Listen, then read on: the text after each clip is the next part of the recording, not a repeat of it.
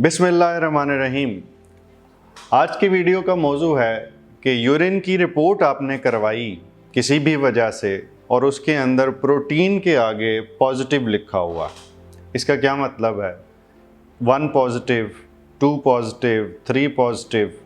क्या फ़र्क पड़ता है कि प्रोटीन कम आ रही है या ज़्यादा आ रही है? और फिर हम करें क्या और क्या अलामतें देखें?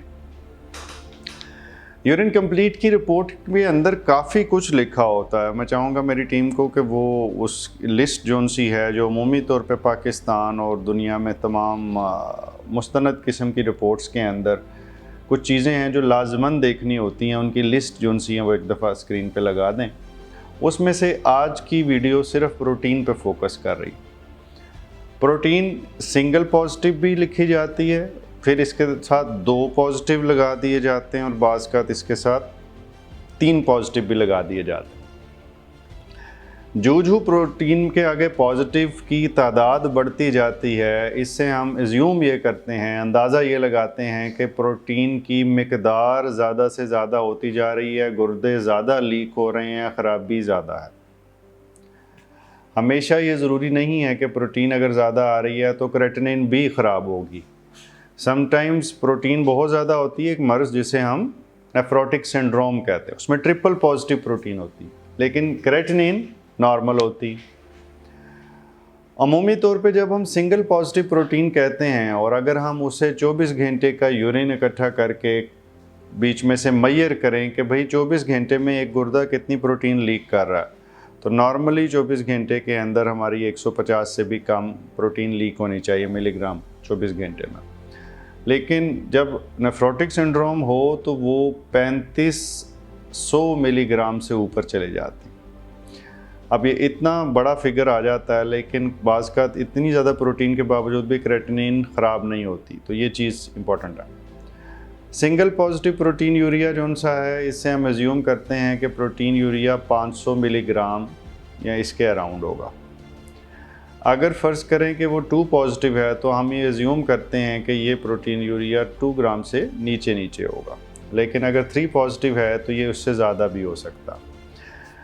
मुख्तलिफ डिपस्टिक्स जो सी हैं उनकी सेंसिटिविटी का फ़र्क है, किसी में 3 पॉजिटिव मैक्सिमम होता है, किसी में 4 पॉजिटिव। तो ये 1, 2 या 3 जिसको मैं बता रहा हूँ ये वेरी करती हैं। कुछ ऐसी 2 पॉजिटिव भी हैं जिसके अंदर 1500 मिलीग्राम तक उसकी इंडिकेशन होती है कि अगर आप नहीं भी चेक करते तो आप अंदाज़ा लगा लें, लेकिन कुछ में ये फ़र्क जो सा वो 2000 मिलीग्राम तक चला जाता। इसके बाद जो प्रोटीन यूरिया है, इसकी क्लिनिकल सिग्निफिकेंस अगर आपने देखनी हो तो आपने ये रिपोर्ट देखने के बाद पूछना है, अगर आपकी रिपोर्ट है तो सोचना है कि क्या मुझे पेशाब में झाग आती है। नंबर 2, क्या पैरों पे सोजिश होती है। नंबर 3, क्या आँखों के गिर्द सोजिश होती है।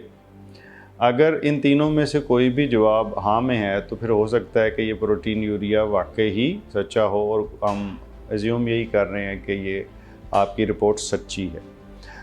फिर उसको टैली करना है, खुद टैली नहीं करना, आपने अपने मुस्तनद फिजिशियन या नेफ्रोलॉजिस्ट से मिलना और वो फिर इस चीज़ का फ़ैसला करेंगे कि ये क्यों हुआ। वो कौन कौन सी वजूहात जिनकी वजह से ये प्रोटीन आती है, ये बहुत लंबी लिस्ट है, मैं इस पर कई वीडियोस कर चुका हूँ, लेकिन कुछ चीदा वजूहात का जिक्र मैं यहाँ पे भी कर देता हूँ। नंबर 1, शुगर की वजह से जो गुर्दा की ख़राबी आती है उसमें सिंगल पॉजिटिव प्रोटीन आती है, डबल पॉजिटिव भी आती है और एडवांस स्टेज पे 3 पॉजिटिव भी आती है। शुरू में खून के खुलिये नहीं आते, फिर एडवांस स्टेज पे जाके आ भी सकते हैं। दो कि अगर RBCs आना शुरू हो जाएं और प्रोटीन ना आ रही हो तो वो शुगर की तरफ इशारा नहीं करती, वो कुछ और अमराज है और मैं अगली वीडियो इसी मौजू पे इंशाल्लाह करूँगा। फिर इसके बाद ग्लोमेरुलोनेफ्राइटिस या GN नाम के मर्ज़ में जिसके अंदर गुर्दे की छाननी लीक कर जाती है, उसके अंदर भी प्रोटीन आ सकती है, लेकिन अमूमी तौर पे उसके साथ कुछ ना कुछ RBCs भी होते हैं, कुछ ना कुछ सुर्ख खून के खुलिये भी होते हैं, तो इस वजह से वो थोड़े से डिफ्रेंशिएट होते हैं। उसमें BP बढ़ता है, दो कि वो ब्लड प्रेशर में भी बढ़ सकता है। लेकिन अगर सिर्फ नेफ्रोटिक सिंड्रोम हो कि सिर्फ प्रोटीन लीक हुई और गुर्दा फेल नहीं हो रहा, तो उस सूरत के अंदर यूरिन में कई दफ़ा RBCs नहीं मिलते, 50% से कम केसेस में मिल सकते हैं और साथ उसकी क्रेटिनिन जो सी है वो सही काम कर रही होती। पाकिस्तान, इंडिया, बांग्लादेश, इनके अंदर हेपेटाइटिस बी सी काफ़ी ज़्यादा कॉमन है और हेपेटाइटिस की बीमारी जो सी है वो सिर्फ जिगर पे नहीं, वो गुर्दे पे भी असरअंदाज हो सकती है और अगर इनमें से भी कोई बीमारी हो तो फिर भी यूरिन में प्रोटीन आ सकती। मैंने जो बीमारियों का जिक्र किया ये ज़रा कॉमन है तो इनका जिक्र कर दिया। इसके अलावा बेशुमार लंबी लिस्ट है जिसके बारे में बात की जा सकती है, लेकिन वो आम लोगों के लिए कोई ख़ास इंटरेस्ट नहीं रखती। डॉक्टर्स के लिए वो याद करना ज़्यादा ज़रूरी है। इसके बाद आपने जब ये टेस्ट पॉजिटिव आ जाए तो जो अगली टेस्ट करवाना है वो ये है कि आपने 24 घंटे का टेस्ट प्रोटीन के लिए करवाना।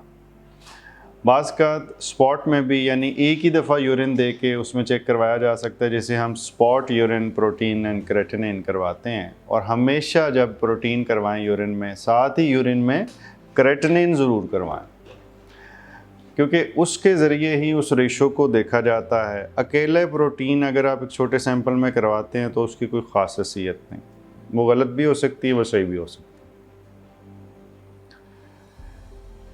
मैं उम्मीद करता हूँ इस वीडियो से आपके कुछ सवालों का जवाब मिला होगा। अल्लाह ताला आपको मुकम्मल ज़िंदगी दे और दूसरों की ज़िंदगी मुकम्मल करने का शर्फ अता करे। शुक्रिया।